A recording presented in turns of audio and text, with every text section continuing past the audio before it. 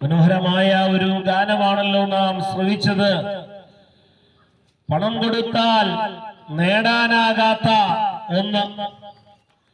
ഈ ലോകത്തിലെ തത്വസംഹിതകൾ, മതങ്ങൾ, മറ്റു കാര്യാദികളെല്ലാം മനുഷ്യന് പല നിലകളിലുള്ള അറിവുകൾ സമ്മാനിക്കുമ്പോൾ മനുഷ്യന്റെ യഥാർത്ഥ പ്രശ്നം എന്താണെന്നും ആ പ്രശ്നത്തിൽ നിന്ന് മനുഷ്യനെ എങ്ങനെയാണ് മോചനം നേടുവാൻ കഴിയുന്നത്, മനുഷ്യന്റെ ജീവിതത്തിൽ പണത്തേക്കാൾ ഉപരിയായി പണം കൊടുത്ത് നേടുവാൻ കഴിയാത്ത നിത്യമായ യാഥാർത്ഥ്യങ്ങളെ എങ്ങനെയാണ് അവകാശമാക്കുവാൻ കഴിയുന്നത് എന്നെല്ലാമുള്ള സത്യങ്ങൾ ആലേഖനം ചെയ്യപ്പെട്ടിരിക്കുന്നത് വിശുദ്ധ വേദപുസ്തകത്തിലാണ്.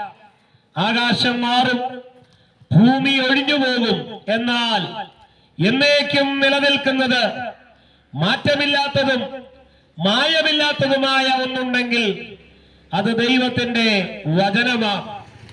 ആ തിരുവചനത്തെ ആധാരമാക്കി, അടിസ്ഥാനമാക്കി ചില നിമിഷങ്ങൾ നിങ്ങളോട് ഞങ്ങളുടെ ഒരു പ്രിയ സഹോദരൻ സംസാരിക്കുന്നതായിരിക്കും. വളരെ ശ്രദ്ധാപൂർവം ഈ വചനങ്ങളെ കേൾക്കാം. ദൈവം നമ്മെ അനുഗ്രഹിക്കുമാറാകട്ടെ. ഞങ്ങളുടെ ശബ്ദത്തെ ശ്രവിച്ചുകൊണ്ടിരിക്കുന്ന നല്ലവരായ എല്ലാ നാട്ടുകാർക്കും കർത്താവും രക്ഷിതാവുമായ യേശു ക്രിസ്തുവിന്റെ നാമത്തിലുള്ള ക്രിസ്തീയ വന്ദനത്തെ ഞങ്ങൾ അറിയിക്കുന്നു. മനുഷ്യന്റെ ജീവിതം ഏതെല്ലാം സാഹചര്യങ്ങളിലൂടെ കടന്നു പോകുന്നതാണെങ്കിലും പലപ്പോഴും അവനെ ഭരിക്കുന്ന അസ്വസ്ഥതകളും അസമാധാനങ്ങളും കൊണ്ട് കലുഷിതമായിട്ടുള്ളതാണ് മനുഷ്യന്റെ ജീവിതം. പാട്ടിൽ പറഞ്ഞതുപോലെ പണം കൊണ്ട് ജീവിതത്തിന്റെ സൗകര്യങ്ങളോ ഉദ്ദേശിക്കുന്ന കാര്യങ്ങളോ നടത്തിയെടുക്കാനായിട്ട് നമുക്ക് സാധിക്കും. നാം ഉദ്ദേശിക്കുന്ന എല്ലാ കാര്യങ്ങളും നടത്തിയെടുത്താലും ജീവിതത്തിൽ നേട്ടങ്ങൾ ഉണ്ടായാലും എല്ലാവരുടെയും ഉള്ളിലും ഒരു അസമാധാനത്തിന്റെ, ഒരു ശൂന്യതയുടെയൊക്കെ അവസ്ഥ ഉണ്ടെന്നുള്ളത് വലിയൊരു യാഥാർത്ഥ്യമാണ്. എന്തുകൊണ്ടാണ് എല്ലാ സാഹചര്യങ്ങളും അനുകൂലമായവർക്ക് പോലും ജീവിതത്തിൽ പലപ്പോഴും ഒരു നിത്യമായ, ഒരു ദിവ്യമായ സമാധാനം അനുഭവിക്കാൻ കഴിയാത്തത്? ജീവിതത്തിന്റെ പ്രതിസന്ധികളുള്ളവർ ആ സാഹചര്യങ്ങൾ കൊണ്ട്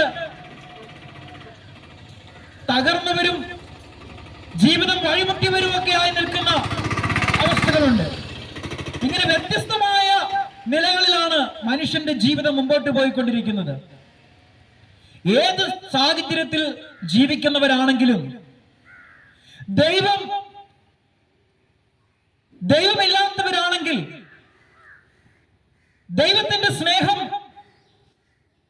ജീവിതത്തിൽ അനുഭവിക്കാത്തവരാണെങ്കിൽ, ജീവനുള്ള സത്യദൈവത്തെ തിരിച്ചറിയുകയും ആ ദൈവത്തോടുള്ള ബന്ധത്തിൽ ആയിത്തീരുകയും ചെയ്യാത്തവരാണെങ്കിൽ ജീവിതമെന്നും അസമാധാനത്തിന്റെ സാഹചര്യങ്ങളിലൂടെ കടന്നു പോകുന്നതായി തിരിച്ചറിയുവാൻ സാധിക്കുന്നു. നമ്മെ സ്നേഹിക്കുന്ന രക്ഷിതാവായ ദൈവം നമ്മെ വീണ്ടെടുക്കുവാനായി സ്വർഗീയ മഹിമകളെ വിട്ട് ഈ താണഭൂമിയിലേക്ക് ഇറങ്ങി വന്നവനാണ്. യേശു ക്രിസ്തുവിനെ കുറിച്ച് അവൻ മനുഷ്യനായി വന്നപ്പോൾ യേശു എന്ന പേര് കർത്താവിന് ഇടണമെന്ന് ദൈവം യോസേപ്പിന് നിർദ്ദേശം കൊടുക്കുന്നു. യേശു എന്ന പേരിന്റെ അർത്ഥം തന്നെ അവൻ തന്റെ ജനത്തെ അവരുടെ പാപങ്ങളിൽ നിന്ന് വിടുവിക്കുന്നവനാണെന്നുള്ളതാണ്. അതെ, ദൈവം മനുഷ്യന്റെ ആത്യന്തിക പ്രശ്നമാകുന്ന പാപത്തിൽ നിന്ന് വിടുവിക്കുവാൻ വേണ്ടി ഈ താണഭൂമിയിലേക്ക് ഇറങ്ങി വന്നു. ഒരു മനുഷ്യനായിട്ട് ഇവിടെ പിറവിയെടുത്തു. ഒരു സാധാരണക്കാരനെ എന്നാൽ ഒരു വ്യത്യാസമുണ്ടായിരുന്നു. പാപമില്ലാത്ത പരിശുദ്ധനായിരുന്നു അവൻ. ആ പാപമില്ലാത്ത പരിശുദ്ധൻ പാപികളായ നമുക്കോരോരുത്തർക്കും പകരക്കാരനായിക്കൊണ്ട് നമ്മുടെ പാപങ്ങളുടെ എല്ലാം പ്രായശ്ചിത്തം ചെയ്തുകൊണ്ട് നമുക്ക് വേണ്ടി രക്ഷയൊരുക്കി. ആ രക്ഷയുടെ ആത്യന്തികമായ വശം നമ്മുടെ പാപങ്ങളിൽ നിന്നുള്ള മോചനം എന്ന് വെച്ചാൽ നിത്യമായ നരകശിക്ഷയിൽ നിന്നുള്ള മോചനമാണ്. നരകം ദൈവം ഒരുക്കിയത് മനുഷ്യന് വേണ്ടിയല്ല, പിശാചിനും അവന്റെ സൈന്യത്തിനും വേണ്ടിയാണ്. അവരെ ശിക്ഷിക്കുവാൻ വേണ്ടിയാണ്, അവരെ നിത്യമായ ശിക്ഷ നൽകുവാൻ വേണ്ടിയാണ്. പക്ഷേ ആ പിശാചിന് വശംവദരായി അവന്റെ വഞ്ചനയിൽ അവന്റെ അടിമകളായി ജീവിക്കുന്ന മനുഷ്യരും അവിടെ തന്നെ ചെന്നെത്തേണ്ടത് ആവശ്യമായി വന്നിരിക്കുകയാണ്. എന്നാൽ ദൈവം മനുഷ്യവർഗത്തെ സ്നേഹിക്കുന്നത് കൊണ്ട് അവൻ നമ്മെ ആ നിത്യ നരകത്തിൽ നിന്ന് വിടുവിക്കുവാൻ സ്വർഗീയ മഹിമകളെ വിട്ട് താഴെ ഭൂമിയിലേക്ക് ഇറങ്ങി വന്നു. നമ്മുടെ പാപങ്ങൾക്ക് പ്രായശ്ചിത്തമുണ്ടാക്കി നമുക്ക് പകരമായി നമ്മുടെ ശിക്ഷ അവൻ ഏറ്റെടുത്തു.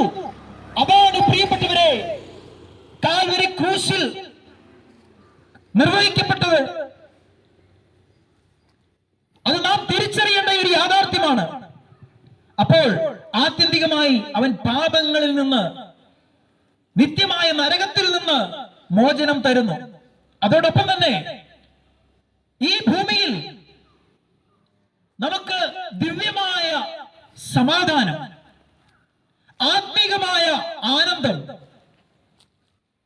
ഏത് സാഹചര്യങ്ങളെയും തരണം ചെയ്യുവാൻ കഴിയുന്ന ദൈവികമായ ശക്തി നമുക്ക് നൽകി നമ്മുടെ ജീവിതത്തെ മുന്നോട്ട് നയിക്കുവാൻ ആ രക്ഷ കൊണ്ട് പര്യാപ്തമാണ്. ആത്യന്തികമായി പാപമോചനവും ഈ ലോക ജീവിതത്തിൽ സമാധാനമുള്ള ഒരു ജീവിതവും നാമൊക്കെ കടന്നു പോകുന്ന ആയിരിക്കുന്ന അവസ്ഥകളിൽ നിന്നും, വിഷമതകളിൽ നിന്നും, പ്രയാസങ്ങളിൽ നിന്നും ഒക്കെ ഭൗതികമായും നമ്മെ ഉദ്ധരിക്കുവാനും കർത്താവ് അതിനായി താല്പര്യപ്പെടുന്നു. ദൈവം അപ്രകാരം മനുഷ്യനോട് കരുണ കാണിക്കുന്നു. തങ്ങളിലേക്ക് വരുന്നവർക്ക് ദൈവത്തിന്റെ കരുതലുകൾ വെളിപ്പെടുന്നു. രോഗത്താൽ അസമാധാനത്തിൽ കടന്നു പോകുന്നുവെങ്കിൽ, സാമ്പത്തിക തകർച്ചകളാൽ മനസ്സിനെ തകർക്കുന്ന മാനസിക ബുദ്ധിമുട്ടുകളാൽ, ഇങ്ങനെ വിവിധങ്ങളായ നിലകളിലുള്ള സാഹചര്യങ്ങളിലൂടെ കടന്നു പോകുന്ന അവസ്ഥയിലും ദൈവം അതിൽ നിന്നെല്ലാം ഉദ്ധാരണം തരുവാൻ, രക്ഷ തരുവാൻ മതിയായവനാണ്. പ്രിയമുള്ളവരെ, നമ്മൾ ഭൗതിക ജീവികളാണ്. നമ്മുടെ ജീവിതം ഭൗതികമായി നാം ഈ ഭൂമിയിൽ ആയിരിക്കുമ്പോൾ ജീവിച്ച് മുമ്പോട്ട് പോകുന്നു. എന്നാൽ ആത്യന്തികമായി നമ്മൾ ആത്മാക്കളാണ്. ദൈവം ആത്മാവാകുന്നു.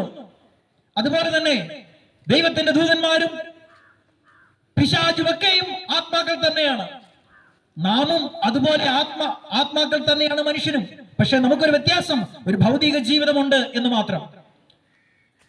എന്നാൽ പലപ്പോഴും നമ്മൾ ഇവിടെയുള്ള ഈ ഭൗതിക ജീവിതത്തിൽ മാത്രം ശ്രദ്ധ കേന്ദ്രീകരിക്കുകയും അതിനെക്കുറിച്ച് മാത്രം ചിന്തിക്കുകയും അപ്രകാരം ജീവിതത്തിന്റെ ലക്ഷ്യം കണ്ടെത്തുവാൻ കഴിയാതെ ഇവിടെ ജീവിതം അവസാനിക്കുന്നവരുമായി പോകുന്ന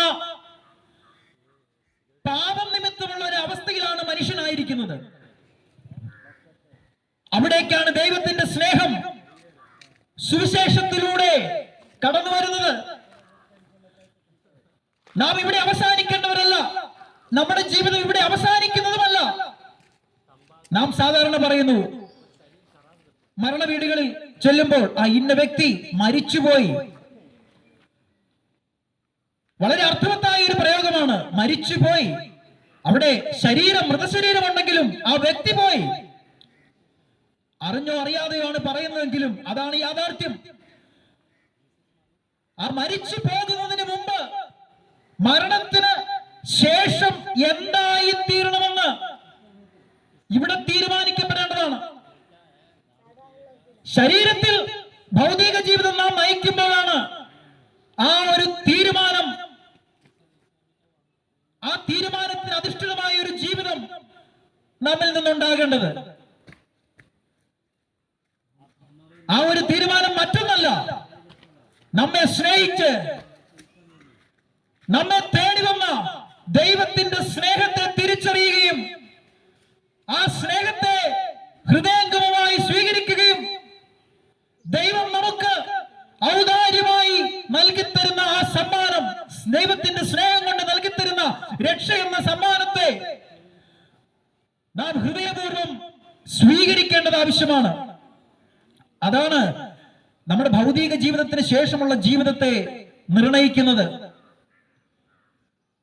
മരണത്തിന് ശേഷം നാം എവിടെ ആയിരിക്കും എന്നുള്ളതിനെ തീരുമാനിക്കുന്നത് നമ്മുടെ ആ തിരഞ്ഞെടുപ്പാണ്. ദൈവത്തിന്റെ രക്ഷയെ,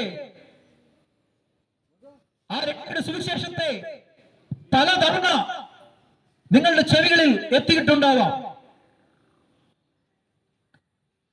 പലതവണ ആ സുവിശേഷം ശ്രവിച്ചിട്ടുണ്ടാവാം. എങ്കിലും വ്യത്യസ്തമായ കാരണങ്ങൾ പറഞ്ഞുകൊണ്ട് അതിനോട് മുഖം തിരിച്ചു നിന്നവരാണ് നിങ്ങളെങ്കിൽ, പ്രിയമുള്ളവരെ, ആ കർത്താവിന്റെ സ്നേഹം നിങ്ങളെ തേടി വീണ്ടും വരികയാണ്. ദൈവം നിങ്ങൾക്കായി കാത്തിരിക്കുകയാണ്. ഇപ്പോഴെങ്കിലും കർത്താവിന്റെ സ്നേഹത്തിലേക്ക് വന്ന് രക്ഷ എന്ന സമ്മാനം സ്വീകരിച്ച് നിത്യജീവനെ അവകാശമാക്കുവാൻ നിങ്ങൾക്ക് ഇടവരട്ടെ എന്ന് ഞങ്ങൾ പ്രാർത്ഥിക്കുന്നു, ആശംസിക്കുന്നു. ദൈവത്തിന്റെ കരുണയാലും കൃപയാലും ആ രക്ഷ കരസ്ഥമാക്കിയവരാണ് ഞങ്ങൾ. അതുകൊണ്ട് ദൈവത്തിന്റെ ദിവ്യമായ സമാധാനം ഞങ്ങളുടെ ജീവിതത്തിൽ ഞങ്ങൾ അനുഭവിക്കുന്നവരാണ്. ഏത് ജീവിത സാഹചര്യങ്ങളെയും തരണം ചെയ്യുവാൻ തക്കവണ്ണമുള്ള ദൈവശക്തി അത് നിമിത്തം ഞങ്ങളിൽ പകരപ്പെട്ടിരിക്കുന്നു. അത് ഞങ്ങൾക്ക് മാത്രമല്ല, നിങ്ങൾക്കും എല്ലാ മനുഷ്യർക്കും ദൈവം ദാനമായി നൽകുന്നതാണ്. അത് നമ്മുടെ ഗുണങ്ങൾ കൊണ്ടോ നമ്മുടെ പ്രത്യേക സവിശേഷതകൾ കൊണ്ടോ ഒന്നുമല്ല.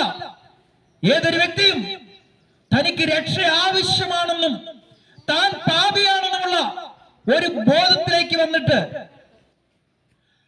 ആ പാപിയായിരിക്കുന്ന അവസ്ഥയിൽ മരിച്ചാൽ നിത്യ നരകമാണ് കാത്തിരിക്കുന്നതെന്നുള്ള തിരിച്ചറിവോടുകൂടെ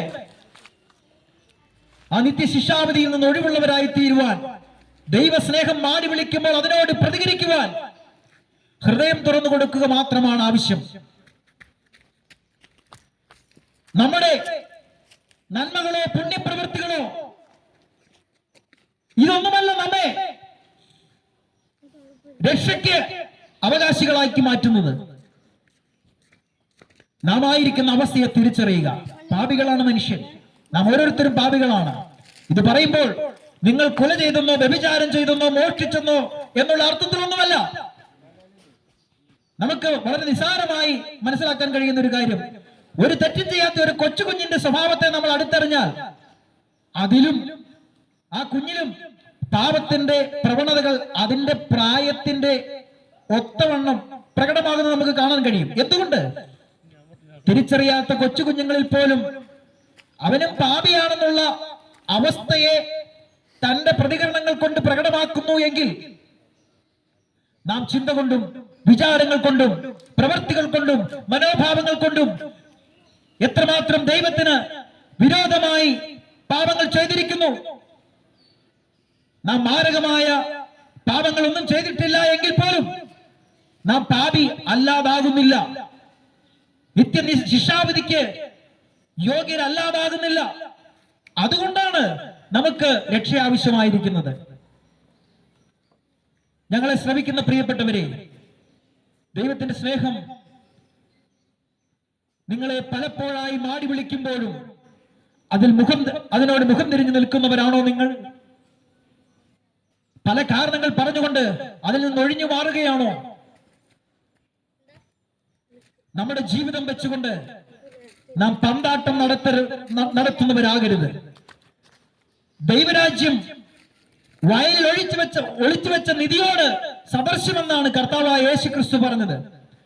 എന്ന് വെച്ചാൽ ഒരു നിധിയുള്ള വയൽ കണ്ടെത്തിയ മനുഷ്യൻ ആ നിധിയുടെ മൂല്യം മനസ്സിലാക്കുമ്പോൾ അയാൾ എന്താ ചെയ്യുന്നത്? ആ നിധിയിരിക്കുന്ന ഭൂമിയെ തന്റെ സ്വന്തമാക്കുവാൻ വേണ്ടി തനിക്കുള്ളതെല്ലാം വിൽക്കുകയാണ്.